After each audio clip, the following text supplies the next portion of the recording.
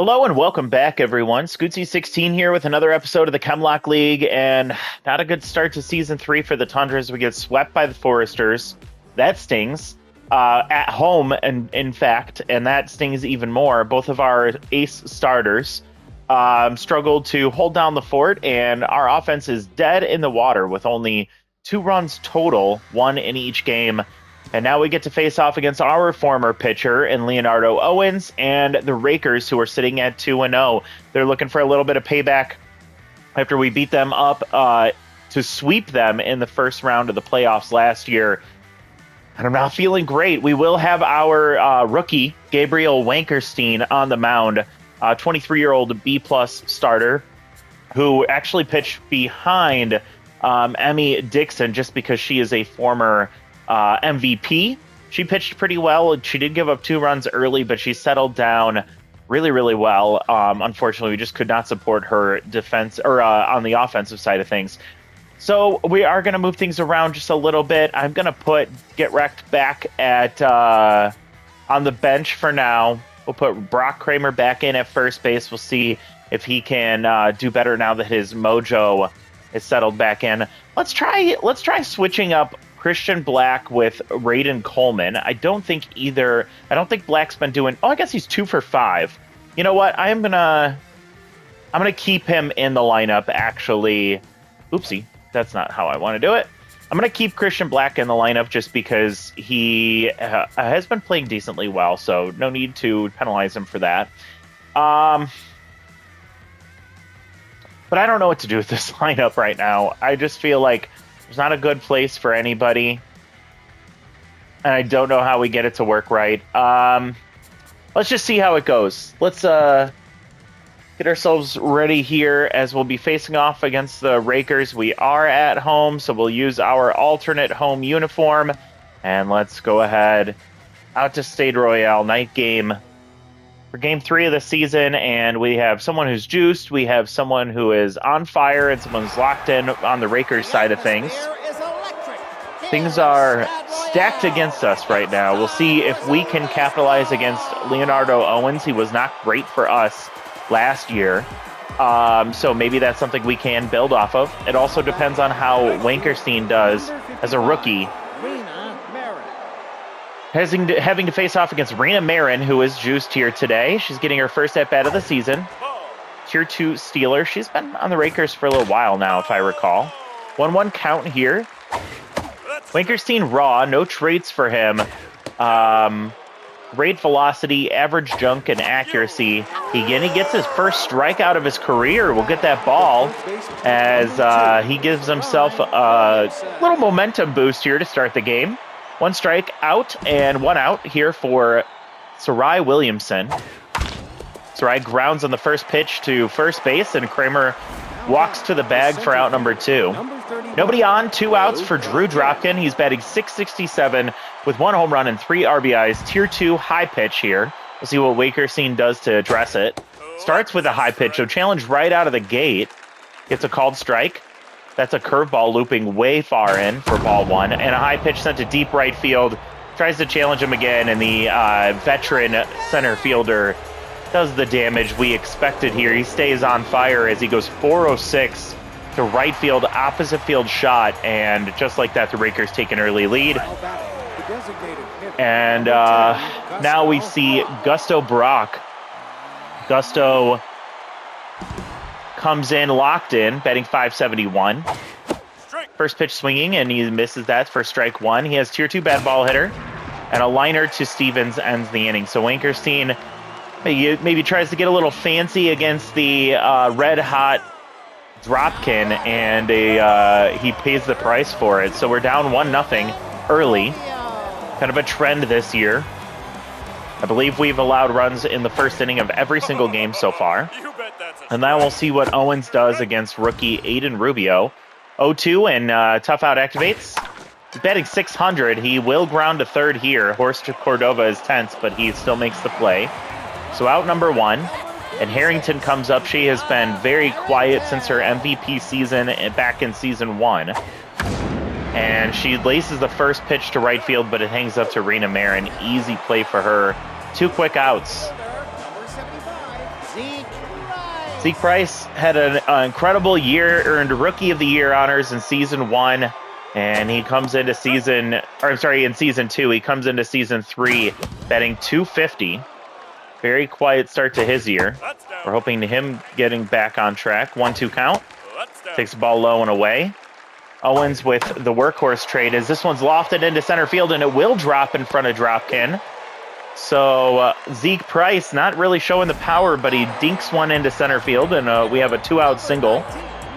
We'll bring up Jacques Dennis, who was in the MVP race last year, but has been dead silent. Even in the postseason last year, he didn't really produce for us. 167 average, no home runs, 1 RBI, and he dinks one into center field, but this one hangs up a little bit longer. Allows Dropkin the opportunity to get over there in time. So it's a quiet first inning. And we go down 1-0 into the top of the second. Jason Blackwell comes up. Hitless on the year, but does have an RBI. No traits here, just decent power and contact ratings. He'll check and hold on strike 1. Ball outside. And a ground ball hit hard through the right side and into right field. Price gets it in, but it'll be a leadoff single for Blackwell. And newcomer Clint Burns will come up. I'm keeping an eye on our rookie list here to see if there are any rookies on the team for the Rakers. Nothing is showing so far. Ball outside, 2-1 count. And a ground ball down to third base line. Christian Black has a play at second base, but not at first. They get 1 out, the lead runner. And a loss of mojo down the first base line is Burns. He's on first with 1 out, and Paxton Hanspringer coming up. No traits for him, batting 167. Takes a strike there. Another strike, checking and holding. 1-2 count. Wankerstein will get the strikeout, his second of the day. 2 down for Gadman, former Tundra. We opted to replace him for Eric Lozano. And we're missing the defense, although Lozano's fine. Gadman struggled offensively. He already has a home run this year. He falls behind 0-2, late on that swing. And popped up into right field, but it's going to tail out of play. We'll do it again. Still 0-2, 2 outs. And lofted into right field. So Gadman will reach to a board with 2 outs. And that'll bring up Horst Cordova. Number 9 hitter is tense. Batting 200 on the year. Tier 2 off-speed hitter. Wankerstein getting in his first jam of his career. First pitch swung and fouled off. Swinging at a low pitch out of the zone, and it's quickly 0-2. Ball misses just outside, doesn't get him to chase there. And the slider gets him ahead. He tips that one foul. Just missing the bottom of the zone. 2-2 count. And strike 3 called. Third strikeout of the day for Wankerstein. Decent second inning despite him going for a few more pitches than we would like. The good news is with Wankerstein not getting deep into this game, it's okay because we had both Nash and Dixon with Workhorse at Tier 3 that were able to get into this one a lot farther. Speaking of Tier 3 Workhorse, we'll see how long Owens lasts in this game. He has been getting some pretty efficient pitches here as a grounder to shortstop and Flip Bauer is done. Lozano comes up batting 400. Tier 3 first pitch slayer. We'll see what he does here. And he swings at the first pitch, but it's a slider. He pulls foul well early. Swings at the second pitch, and he's quickly down 0-2. And a dribbler past Owens, but an easy play for the shortstop too quickly away for the Tundra's offense. And Brock Kramer, who sat out game 2 after going tense in game 1, is still looking for his first hit of the year. Down the third base line, and it just lands foul over the bag. Oh, over the glove of the diving shortstop into the left center field corner. Rattles around as Kramer slides into second base, coasts into second base with a double, a 2-out double. And that'll bring up Christian Black, who's batting 400 on the season. Again, we could have went with Raiden Coleman here. We chose Christian Black. Will it pay off for us? Only 19 pitches so far, by the way. Make it 20. Is this one into the glove of Rena Marin? Oh, she is not a good fielder. She's in a secondary position, but that juiced speed and juiced bump in her fielding allow her to make that play. And boy, what a dagger that is, as that was probably going to score a run. So nothing doing in the second. We go to the top of the third, and Wankerstein will see Marin for the second time. Pop foul there, 1-2. And another one popped foul. That'll get out of play. Still 1-2. Wankerstein trying to get the put-out pitch here. And he gets her to loft into center field. Easy play for Rubio. One out. Sarai Williamson comes up. She grounded out in her first at-bat. Looking for a pitch on the inside part of the plate. She gets it there, but too far inside. She holds for ball one. Low and away this time. 2-0 count. And strike catches on the slider. Or the curve, I don't know. Inside pitch sent the other way, and it's going to tail foul. Lands just in front of the wall there. 2-2 count, and chases strike three. Good strikeout for Wankerstein there. Now has to face off against the only player to do damage against him right now, which is Drew Dropkin. I said he went opposite field, but he pulled it. Never mind. Pulled a home run down the right field line the last time. This time he gets a high pitch. He goes the other way with it, and can Harrington get to it? It drops right in front of her. Long out number two. First strike, excuse me. 2-2 count. Checks and holds on a ball inside. And he gets a high pitch, but he gets underneath this one. Is it going to carry? No. In front of the warning track is Zeke Price to haul it in. Ends the inning. Man, Wankerstein has to be careful. Another high pitch that Dropkin just missed. Still 1-0. We head to the bottom of the third. Wedge comes up batting .200 on the year. I think we were not expecting him to be a contributor on the offensive side of things, but he does dink one into right center field. And that'll be a leadoff single. Not much speed over there at first base, but it brings us to the top of the lineup.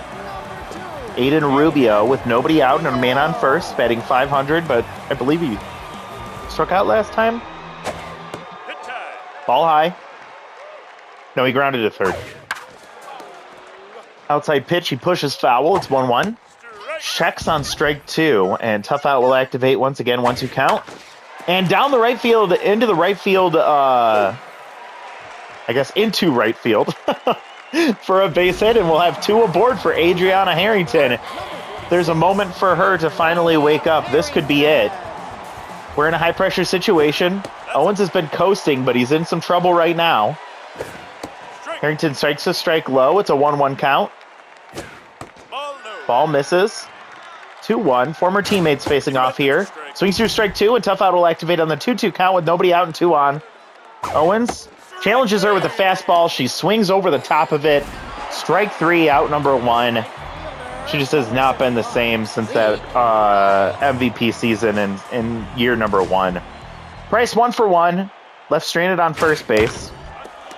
No longer a high-pressure situation, so clutch not activated. Misses outside, just misses. 1-1 count. Zeke takes a ball low. Add in the count here. And he puts one up the middle past Owens, and it's going to stop in center field in front of Dropkin, who has a solid arm now that he's on fire. That'll load the bases. Stevens not fast enough to try and score on that base hit. One out, high pressure, so we'll see clutch activate for Price at first base. Ball inside for Dennis, batting 143. He needs a big moment here. Takes a strike. The veteran hitter falls behind 1-2. Big moment for him. Ball misses low. Approaching 40 pitches for Owens. Almost hits him there. Can't afford to allow a runner on base. Full count. And Jacques Dennis, right field line. That one's going to get out of here. Grand slam! Jacques Dennis sends one to the frozen tundra. Stade Royale goes 382. It wasn't his hardest hit ball, but it definitely in a big moment. We finally break through offensively. A 4-run turnaround here in the bottom of the third. It's 4-1. Jacques Dennis comes through. Owens now tense. We've seen him struggle in this way. A couple of good innings, and then he just falls apart. We'll see if we can build on that. as Flip Bauer flips one to third base, and Cordova has to collect himself, just gets in time to beat Bauer down the line. Number 7, Eric Lozano comes up, Tier 3 first pitch Slayer. Takes a ball high and away. Ooh, that one's fisted. Center field, and easy play for Dropkin to end the inning. A grand slam for Jacques Dennis down the right field line, and we finally score more than one run in a game. Now the question is whether we can hold this lead, 4-1. Wankerstein comes up locked in, approaching 50 pitches, facing off against Gusto Brock with Tier 2 bad ball hitter. 1-1 count. Whiffs on strike 2. And just misses the strike zone in the corner there. Right down the middle, throws him. Brock goes down looking. Strike 3. Number 6, Jason Blackwell comes up 1-for-1 with a single. Batting 167 on the year. And he'll loft one right to Bauer at second base. Left fielder, number 59. Easy play, 2 down, and Clint Burns comes up 0-for-1. He grounded into a fielder's choice, reached on the fielder's choice. And right back at Wankerstein, who gets blasted in the face. It wasn't flush, but it definitely is going to do some damage as Burns gets his mojo back down to first base line. Injured is Wankerstein. He's weak. Alan Booth comes in at full stamina to replace him. It's a body contusion for Wankerstein, the medic team determines. I'm hoping he's ready to go for his next start. Fouled off here. Hanspringer tense, 2 outs. Hop foul again, 1-2 count. Can Booth close it out here? A ground ball up the middle will keep the inning alive. 2 aboard with 2 down. Hanspringer gets his mojo back as well. Number 15. And former battery mates. Cadman laughing as he's looking down at the young Ellen Booth as rally stopper is activated. Does he know her well enough to know how to outdo her talent? Takes 2 pitches, strike 1. And a liner to Stevens ends the inning. So Booth comes in to replace Wankerstein, who gets blasted in the chest. He comes out injured. And it's a bullpen game the rest of the way for the Tundras. We go to the bottom of the 4th, and Kramer comes up 1-for-1 with a double. Was not able to score. Owen still tense. And Brock will get one the other way to right center field this time. Dropkin cuts it off as Kramer will have a single to go with his double. Leadoff man aboard for Christian Black, who's now tense. 0-for-1. So you can get his mojo back. Owen's still struggling. First pitch taken, strike 1 on the fastball. Infield a double play depth. Ball misses high. 1-1 count. And sent to right field, but hangs up for Marin, and that's out number 1. Decent contact there for Black, but goes right to her. Wedge Stevens comes up. He had a single last time. Stranded on third base, I believe. Runner takes off for second, and it's a failed hit and run. And Brock gets caught stealing second base. Gadman has a great arm. He's shown it time and time and again over his career. And Stevens got stuck with a pitch way too high for him to try and protect. 2-2, 2 outs. Stevens strikes out inside, and that might have been enough to get Owens' mojo back. Luckily, we still have the lead, 4-1. We head to the top of the 5th. Rakers will go 9-1-2, starting with 10th Horse Cordova. Still 0-for-1.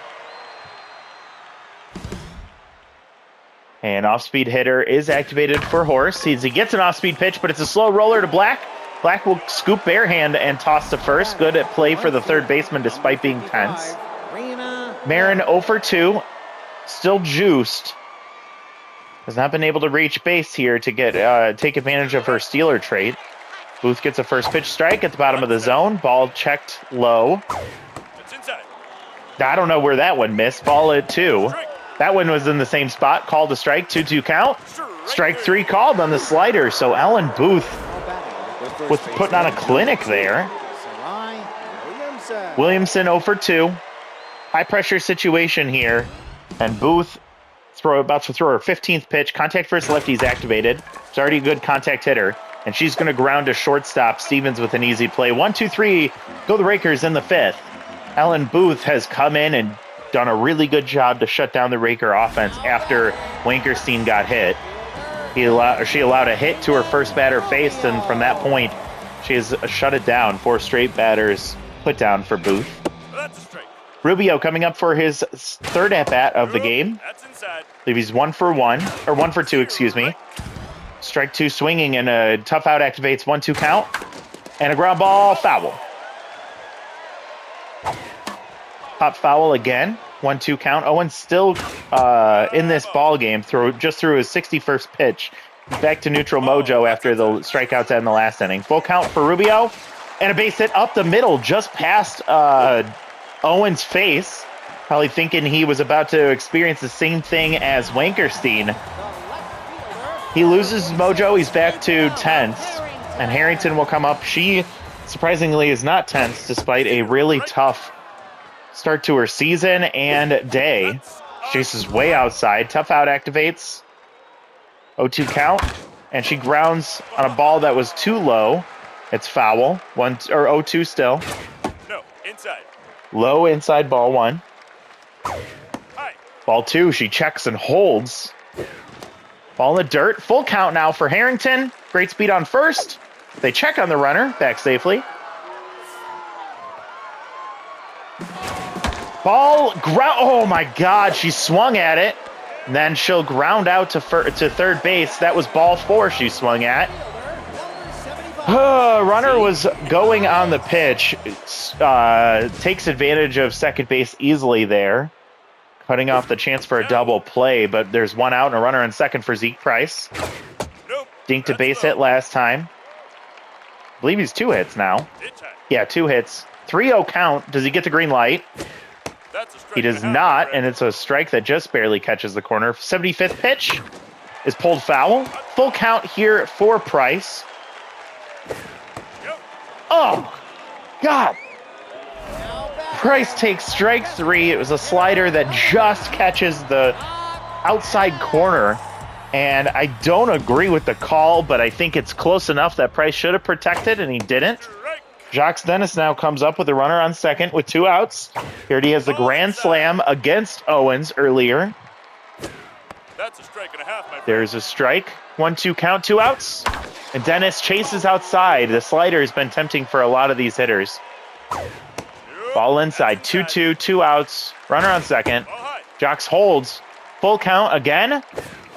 And a ground ball. Cordova will get that one and end the inning. Boy, getting a runner on first to go through the heart of your lineup and not being able to do anything with it, really frustrating. When all 3 of your best hitters work a full count and then fail to come through, makes it even harder to deal with. This will be an interesting matchup. Booth versus Dropkin. Dropkin still on fire. Booth at neutral. A ground baller right back at her. She makes the play easy. And Dropkin shut down in that at-bat. Brock comes up 0 for 2. Locked in now. High pressure situation. Booth still neutral. Your 2 bad ball hitter. That was a bad ball right there, but it's called the strike at the top of the zone. And pulled into right field. Easy play for Price, out number 2. Blackwell 1 for 2 with a single.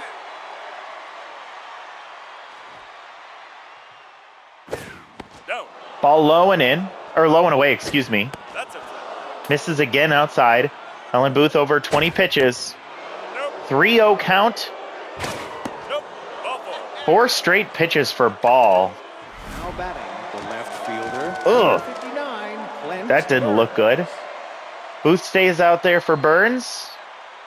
1 for 2 is Burns. He hit Wankerstein last time up, and he bloops into foul territory. Easy play for Black, and that ends the game. The Tundras get a win against the 2-0 Rakers, so we still have their number. All of our offense came on 1 hit from Jacques Dennis. Their offense came from Drew Dropkin in the first inning, a home run. And overall, I liked what I saw out of this game. There was a couple of things that I was definitely frustrated about. You can talk about the the home run to Dropkin that Wankerstein allowed. He did challenge him up in the zone, which was not smart against the on-fire center fielder. A couple of other hits scattered throughout, but not much else. Blackwell with that walk there in the last inning, reached base twice. The only batter on the Rakers to do so. We did shut down Marin, who was juiced coming into this game. She struck out twice. On our side, Rubio with a 2-for-3 day and a run scored. Love to see that. Harrington, we can't have it. 0-for-3. She's down to a 143 average. She's going to have to drop in the lineup here. Zeke Price turning it back on. 2-for-3 with a run scored. Dennis goes 1-for-3 with that grand slam. We have hitless day from Bauer and from Lozano and from Black. A 2-for-2 day for Kramer. 1-for-2 for Stevens with a run scored. So we might have to shuffle things around before our next game, but love to see a win. Owens gets a loss. He goes a complete game here. 5 innings, 8 hits, 4 earned runs, 3 strikeouts. So he did allow the grand slam. Wankerstein here, first game as a rookie. He goes 3 2/3. He gives up 4 hits, 1 home run. It was a solo shot in the first inning, and 5 strikeouts. He looked really good, and then he got hit in the chest. He comes out for Ellen Booth, who gets the win. She goes 2 1/3. She gives up a walk and a hit. Struck out 1, and that was it. So I gotta say, as long as Wankerstein can recover before our next match, I think he could look, or before his next start, I think he can look really good as our number 3. So Dennis, Dropkin, and Wankerstein are your top 3. And we finally get into the win column. 3rd game of the season, and we are now 1-3. Between these two, who do I give loyalty boost to? I guess Coleman. Russo's the most replaceable of these two. All right, that's it for manager moments. We'll sim to our next game. Still at the bottom of the Earth Division. We have a -3 run differential. It's going to be a really tough game for us. Gosh darn it, this is so hard to see. Derek Cantu just completely shut us down. But is that him? He might have been the guy we faced in the first game of the playoffs, which we won. But the Chompers are always giving us a hard time. We're going to be bringing Nuevo Russo, who has only gotten 1 start for us, and it was towards the end of last season. Didn't even get to play in the playoffs, so really a bit anxious about this next matchup. All right, so since that game ended, we have development for Holden Stiffbottom. We have development for Lozano. He's 24. We'll probably consider that. Development for Zeke Price. Here's the thing. I like the fastball hitter trait a lot, but it's at tier 1. If he does lose it, there's a chance that we can actually get a better trait for him to replace it. So I am open to running this risk here.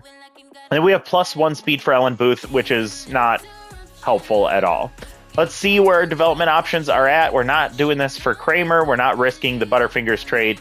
Holden Stiffbottom, he's a B+. He is 29. He has Rally Stopper. Chance of increasing his junk. He does have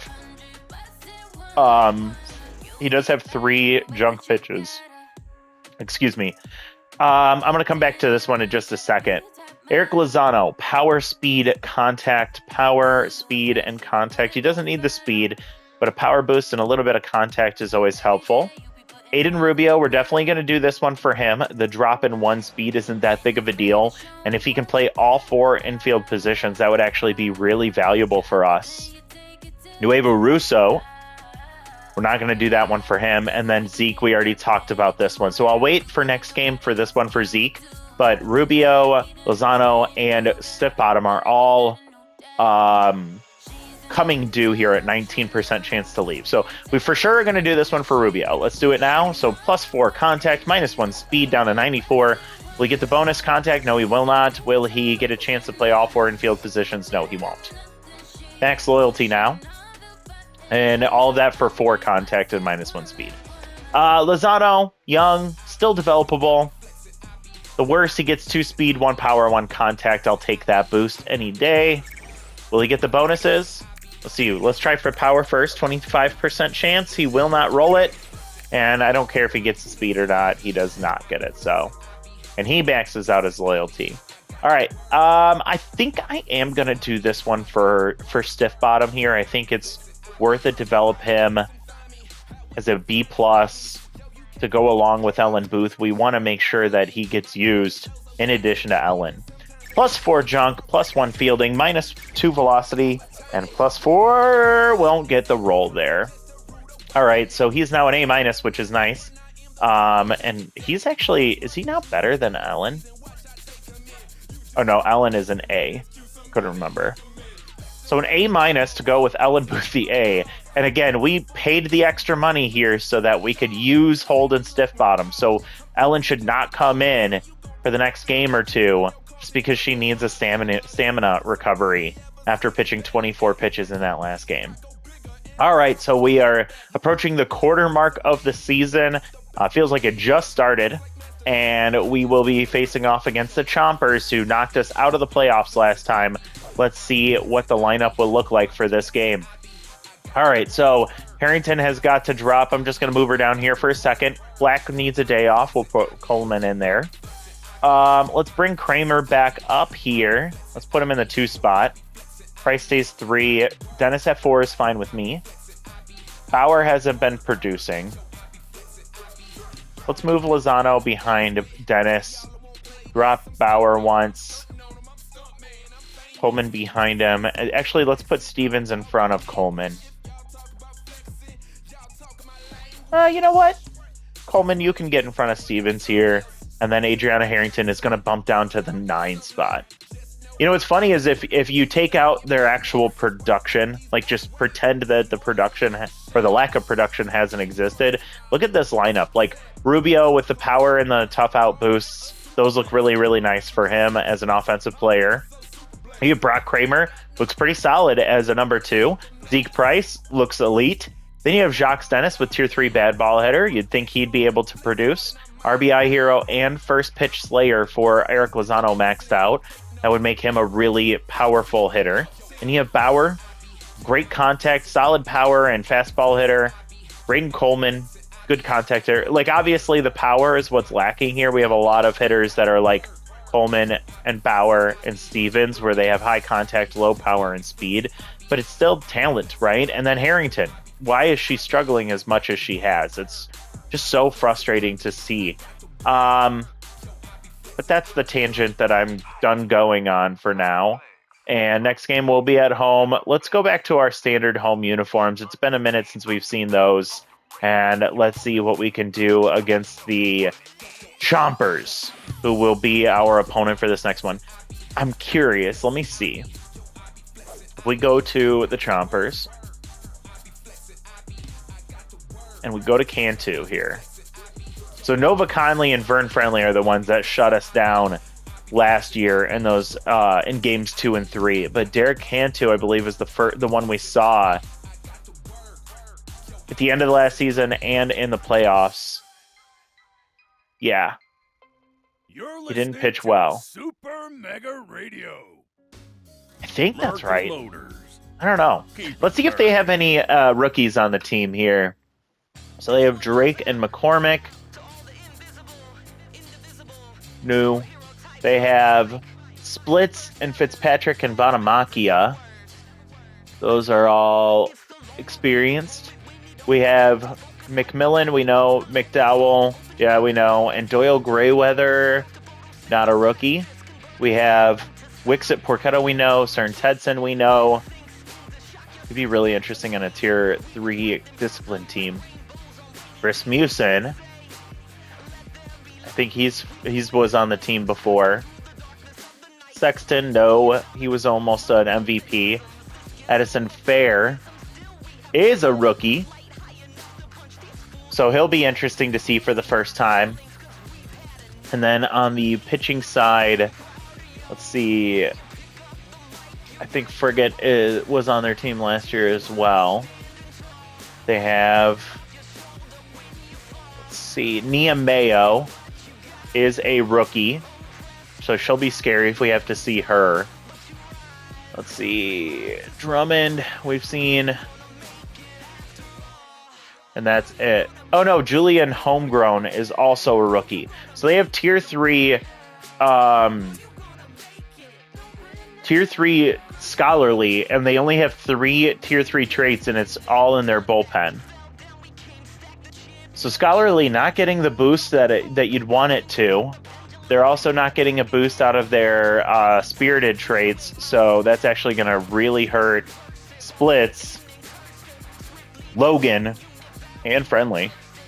Interesting. All right, well, that's what the Chompers look like. They're not as scary as last year's team, but they are still really good, and I feel like we really need to get our offense going much more than we did in the last game because we got lucky with the home run from Dennis.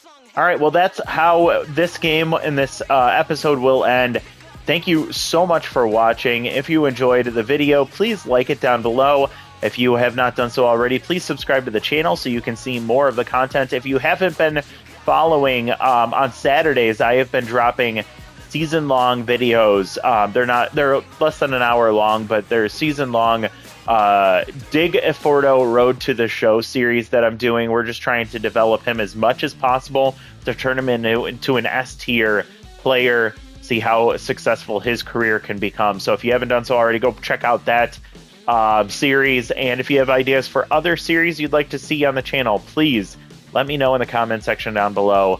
Hope you're enjoying the content. I hope this is a turning point for the Tundras going forward, and I look forward to seeing the rest of the season with you all. Thank you so much. Have a wonderful rest of your day.